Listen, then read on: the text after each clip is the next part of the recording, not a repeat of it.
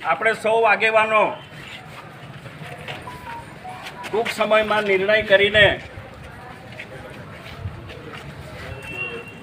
રાષ્ટ્રપતિને આવેદનપત્ર મોકલવા માટે આજે આપણે સૌ પ્રાંત કચેરીમાં ઉપસ્થિત છે. બંને જિલ્લા પંચાયતના પૂર્વ પ્રમુખશ્રીઓ છે, આપણી સાથે આગેવાનો છે.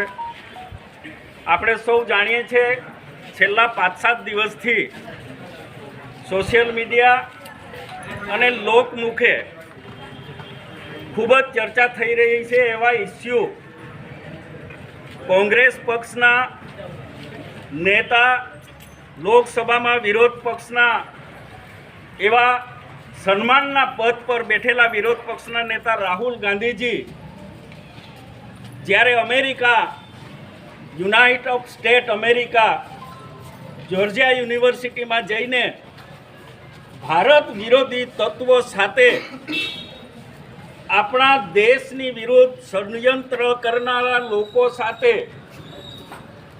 ત્યાં વાર્તાલાપ કરે છે અને ત્યાં સમગ્ર હિન્દુ સમાજ, સમગ્ર શીખ સમાજ અને આખા ભારત વર્ષના આદિવાસી, એસસી અને ઓબીસી એમની વિરુદ્ધની અંદર વાત કરીને ત્યાં અમેરિકામાં એમણે કહ્યું કે અમે આવનારા દિવસોમાં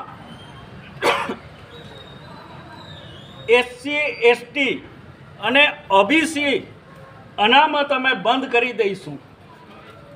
આ કોંગ્રેસ છે. લોકસભાની ચૂંટણી વખતે ભારતીય જનતા પાર્ટી સત્તામાં આવશે તો અનામત બંધ થઈ જશે, બંધારણમાં સુધારો થઈ જશે અને પછાત જ્ઞાતિના લોકોને અન્યાય થશે. પણ ખુદ રાહુલ ગાંધી જ્યારે અમેરિકામાં જઈને ભારત વિરોધી તત્વો સાથે બેસીને આપણા સમાજના જે લાભ મળે છે એને બંધ કરવાની વાત કરે છે. એટલે આજે આપણે સૌ આવેદનપત્રો આપવા આવ્યા છે. 5-6 આગેવાનોને અંદર બોલાવ્યા છે, એટલે આપણે આવેદનપત્રો બધાની સહી થઈ ગઈ હોય તો આપણે આપી દઈશું.